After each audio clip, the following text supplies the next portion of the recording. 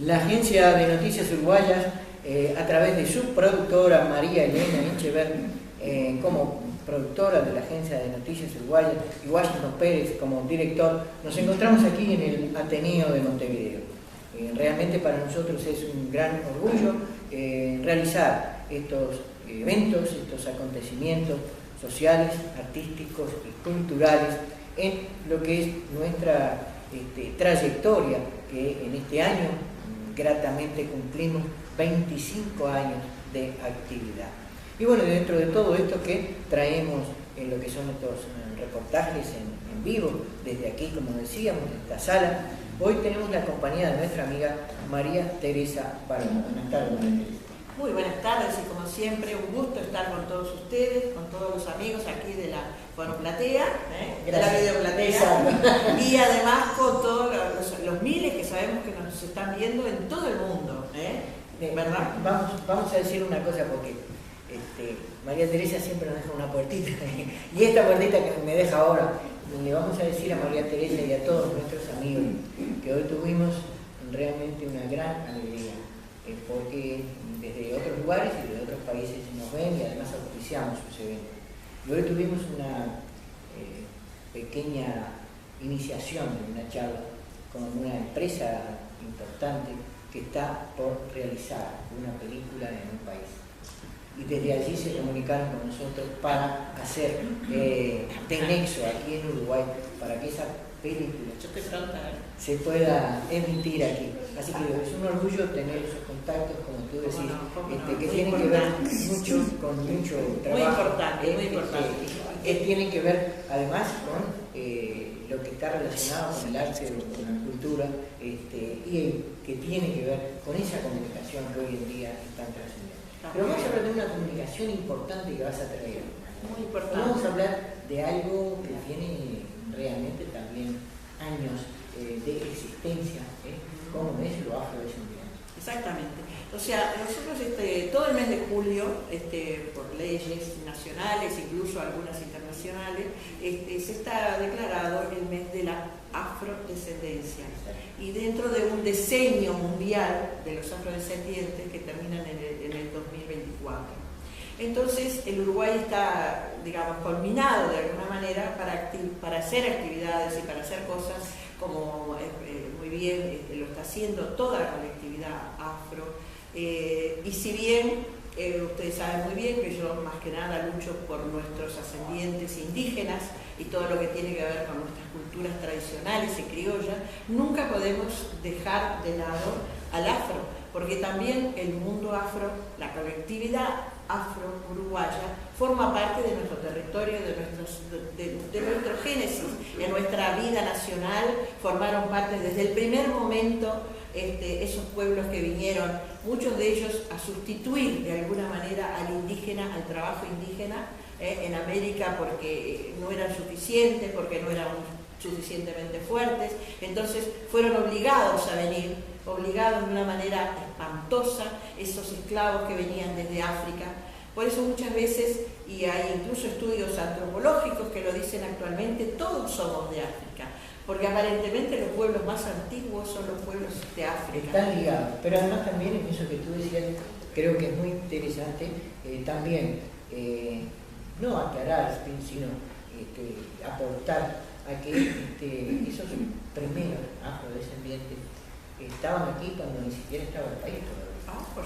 Que creo que eso es lo interesante, es decir, hay cosas que hay que conocerlas y comunicarlas en la relatividad del tiempo, en lo que tiene que ver con la existencia. Y creo que también estas personas que estuvieron aquí, y todos los que estaban, porque después se formó el país, tanto como migrantes como quienes estaban aquí, nativos, en el caso de indios o descendientes, todos estaban en lo que era esta zona, en lo que era esto que todavía no tenía forma del país y no existía como un país, pero ya había vivencia de personas. Creo que eso también es muy interesante saber cómo comienza esto, porque después a veces se agarran las opiniones por la mitad y no hay nada más malo que una verdad dicha menos. Exactamente. Además, tenemos que tener mucha conciencia de que muchísimas de los vientres maternos, los vientres de mujeres indias y negras, fueron las primeras que amamantaron de alguna manera y cuidaron a nuestros héroes, a nuestras grandes familias muy patricias, que generalmente, como han hecho muchos trabajos, que se han recopilado en libros como estos que hemos traído hoy, como hemos traído también este tema, por ejemplo, del dibujo de Mari Portocasa, las lanceras, las mujeres negras e indias que vivieron y lucharon por nuestro país, un trabajo de Graciela Allenta, una gran escritora, así, grandes escritoras, grandes mujeres que desde un principio de nuestra patria lucharon, las mujeres, porque en este momento estamos revalorizando y tratando de poner en valor a aquellas mujeres de toda Latinoamérica, de toda la diáspora africana que han venido en miles y miles y miles y se han quedado en estos territorios, que muchas de ellas han sufrido por cantidad, no solamente por ser negras, sino por ser esclavas y por ser mujeres y por ser pobres, en fin, una cantidad de problemas que han tenido que sufrir y sin embargo ellas han sabido levantarse y el día de hoy podemos decir que tenemos mujeres dedicadas al arte, dedicadas a la música, a todas las ramas del arte y la escritura, la poesía, en fin, y médicas, hay escribanas, profesionales de todo tipo, no hay ninguna barrera, sobre todo en nuestro país, para que las mujeres descendientes de negros africanos y de negras africanas puedan tener su lugar en este país. No debemos tener ningún tipo ni de racismo ni de xenofobia, porque también hoy en día están llegando la gente de otros países de América que vienen aquí a este país que les sirve de amparo, ¿no? Como venezolanas, dominicanas, puertorriqueñas. ¿Sí? Desde 1992, 32 países se reunieron con mujeres afro-latinoamericanas de todo el continente y resolvieron que a partir de ese momento, el 25 de julio, fuera el Día de la Mujer Afrodescendiente Latinoamericana. Por eso estamos conmemorando. Exacto. Para nosotros también es un día y una conmemoración importante. Desde el día de ayer la Agencia de Noticias Uruguayas está emitiendo un resumen de ese día y a qué se debe ese día, junto con una foto, decíamos hoy, de allí una afrodescendiente, pero nos decían que, esto ya hablamos, decían que tenías un libro. Sí. Estos libros son de libros que se están haciendo en diversos, con testimonios, este se llama Memoria Viva. Acá tenemos varias manos de varios colores, como podrán ver, todas manos de mujeres que participaron en este libro. Hay cantidad de ejemplos de mujeres, de cómo ellas llegaron, de sus madres, de sus abuelas, es decir, todas las vicisitudes que muchas de ellas vivieron y sí, algunas siguen viviendo, con distintos malos tratos que tienen muchas de ellas, y que bueno, todo eso se está tratando de superar mediante las leyes, mediante formas de actividad que realmente son muy importantes. Yo también quiero decir que el 25 de julio también es una fecha muy importante para toda América, para todo el mundo, porque también es la fecha de ese gran santo, que a veces que fue, digamos, el santo insignia un poco para América, que fue Santiago. Santiago Apóstol, que es ese famoso de la cruz, que venía a salvarnos de alguna manera a toda América, y que fue el santo que en muchísimas partes de toda América lucharon contra en sus épocas también, contra las cruzadas y contra los sarracenos, las guerras que lamentablemente existieron y lamentablemente siguen existiendo. Pero al amparo de esas dos cosas, de esa cultura africana que llegó a nuestro país, que también nos han dejado palabras, porque miren que tenemos muchas palabras que mucha gente no conoce, pero por ejemplo, cachimba, quilombo, candombe, tango, mochila, lupolo, mucama, milonga, capanga, samba, bochinche, maní, mondongo, y cantidad de palabras que están en el léxico nuestro, que ¿no? vienen de una toda enorme herencia trayectoria, ¿no? africana. Exacto. Y bueno, yo además quería presentarles a un gran amigo. Esto, como siempre, es una pequeña reseña de trabajos que han hecho y siguen realizando grandes personalidades que vienen incluso de otros países a buscar aquí testimonios de nuestras mujeres. Y un hombre que se dedica a lo que es el arte y la cultura de nuestra tierra, de nuestro suelo, de nuestro criollismo, y busca en la historia también los detalles, ¿no? Exacto, de esos acontecimientos. Para buscar justamente, y él ha encontrado en nuestro pasado histórico una mujer que pertenece también a todos estos elementos que a veces son invisibilizados, estas mujeres que han participado de nuestra historia junto a nuestro general Artigas, junto a nuestros indígenas, junto a todos nuestros pueblos criollos, y a ellas también le debemos lo que somos hoy. Y como siempre, un viva la patria, porque esto es realmente así, y con todo orgullo, porque estas mujeres somos todos un poquito, no sabemos, capaz que todos tenemos sangre africana, porque si todos hemos nacido en África, nuestros antepasados últimos, a lo mejor todos tenemos una gota de sangre africana, y eso hay que hacerlo importante y recalcarlo y seguir adelante. Y muchas veces hay una especie de fanatismo sobre el hecho. Nosotros tuvimos el placer de integrar la comisión que fue a Chile con la primera conferencia de racismo y de xenofobia. Después no pudimos ir a Durban, pero fuimos a la primera que se hizo que fue donde se acuñó ese nombre de afrodescendiente, al cual yo personalmente no estoy de acuerdo. Para mí la palabra negro, la palabra negra, es sin ningún demérito para nadie, es mucho más cariñosa y sin ningún afán de racismo. Es decir, es lo mismo que a mí me digan India, me parece bárbaro, divino, porque para mí es mi esencia. Entonces, a veces pienso que el haberse puesto esta frase del afrodescendiente a veces no ha caído muy bien en todos los lugares.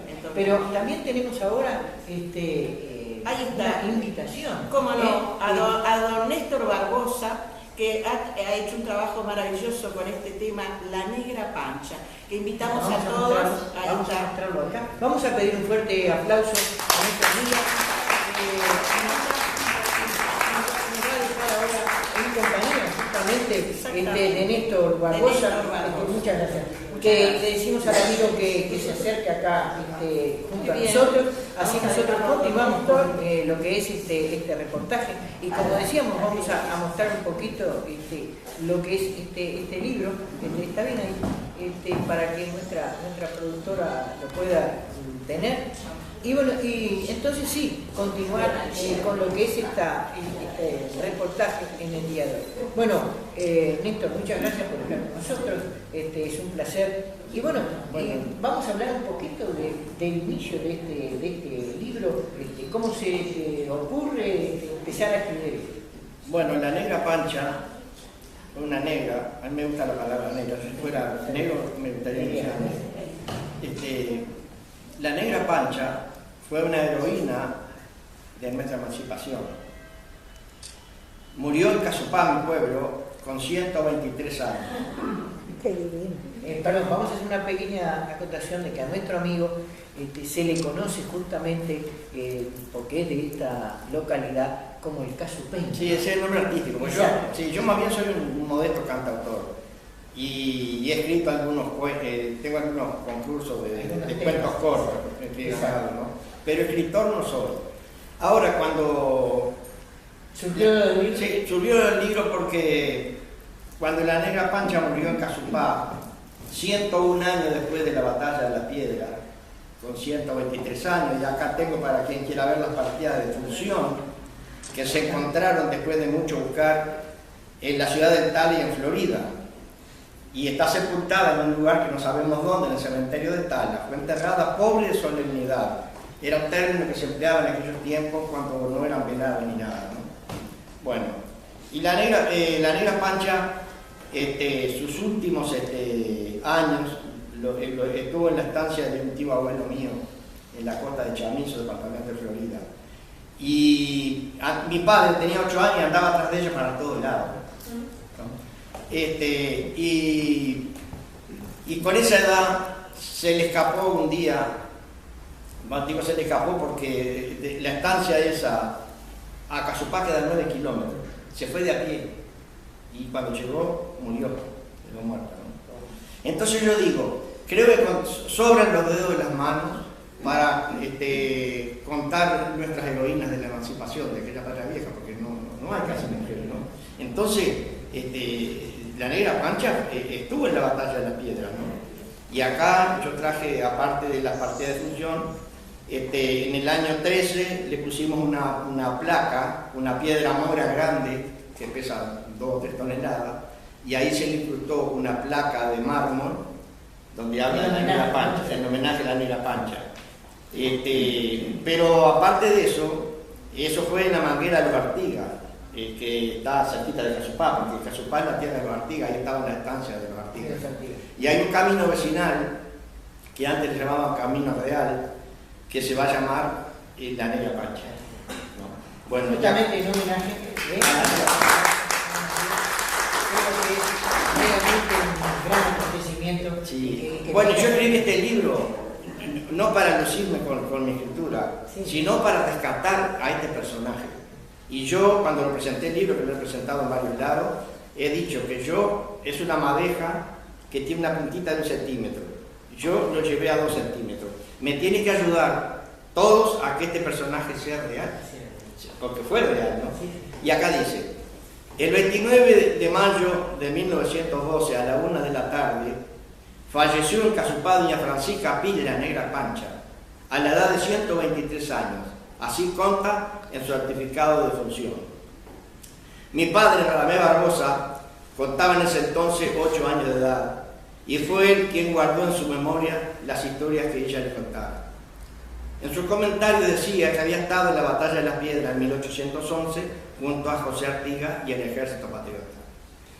Luego que mi padre falleciera, pensé que tenía que ayudar a rescatar del anonimato a esta heroína de nuestra emancipación. Con los datos que él me proporcionara y la documentación que luego se encontró en la ciudad de Tales, Florida, aunque no soy escritor, me atreví a escribir un libro sobre ella que titulé La Negra Pancha.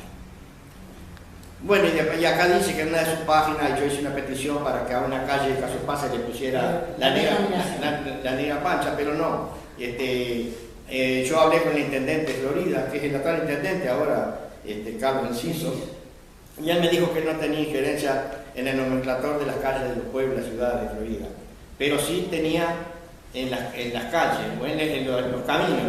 Por eso ese camino que tiene 8 kilómetros se le va a poner la Negra Pancha.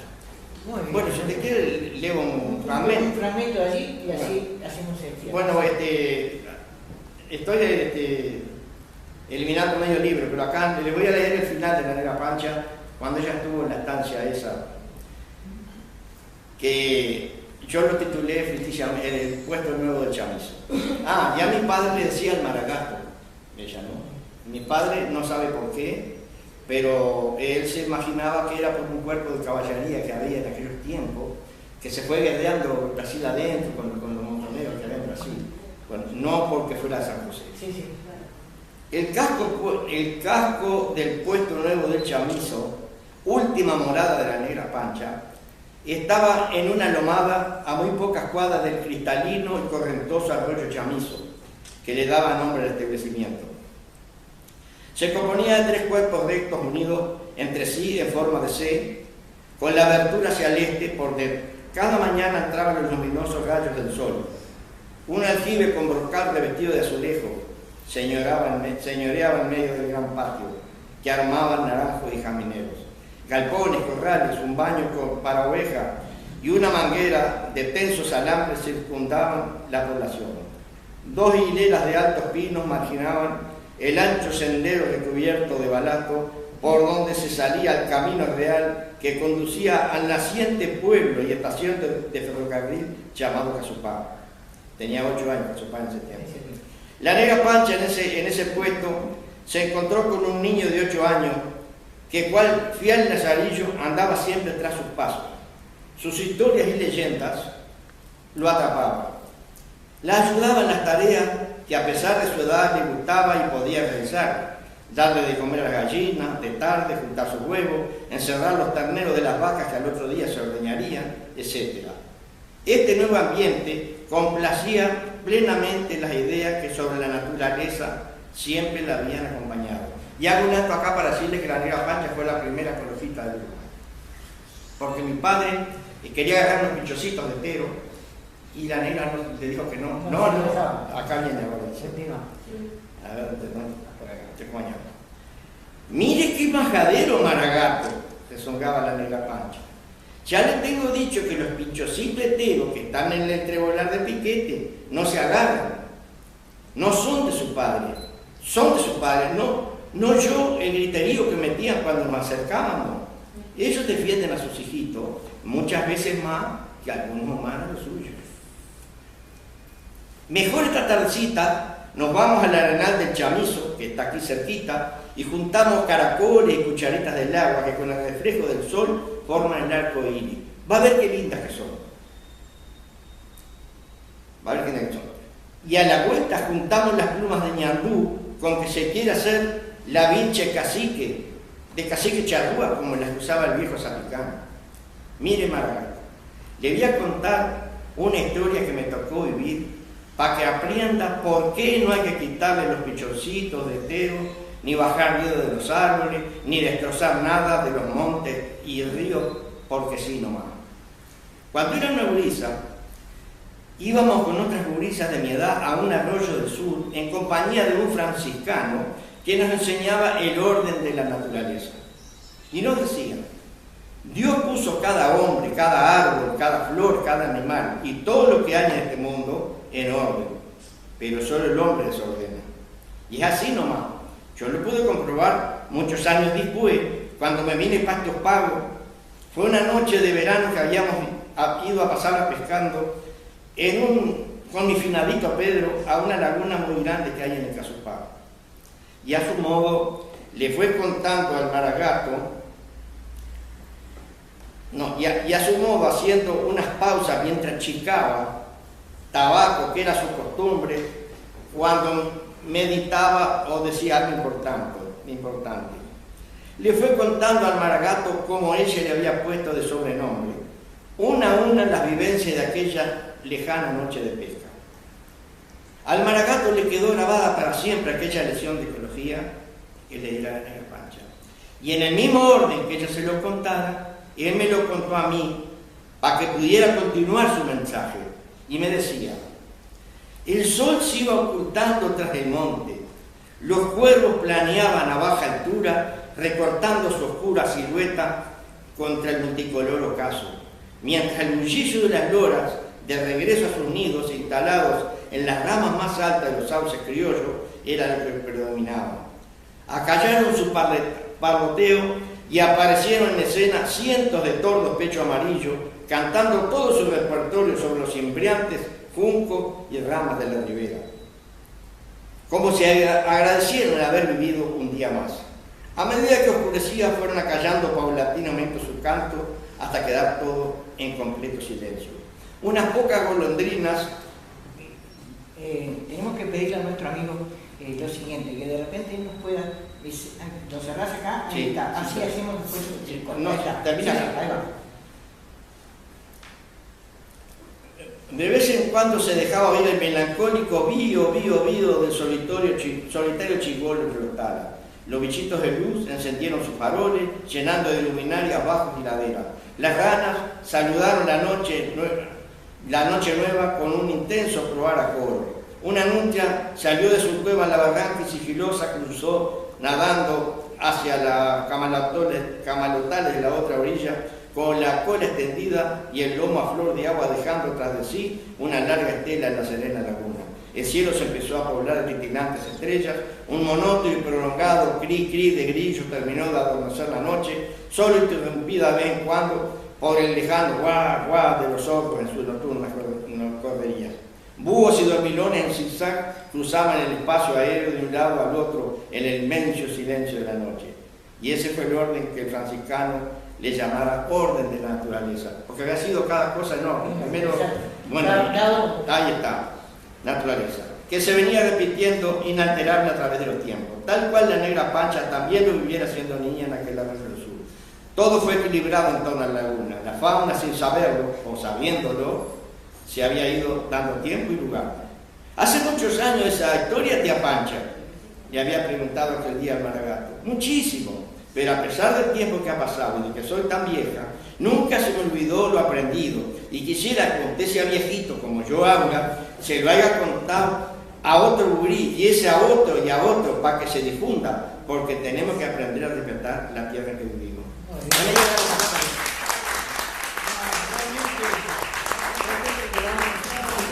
Un agradecimiento a Víctor y bueno, y aquí nos gusta la ciudad, pero nos gusta mucho el campo.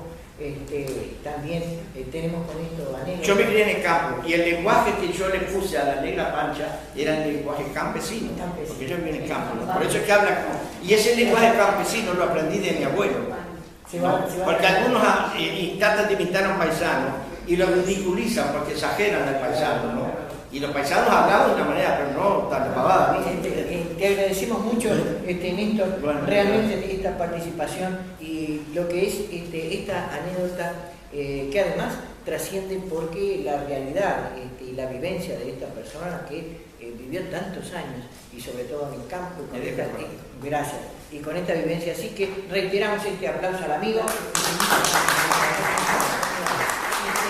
Desde aquí entonces, desde el Ateneo de Montevideo, continuamos con lo que es este ciclo de video platea que realiza la Agencia de Noticias Uruguayas.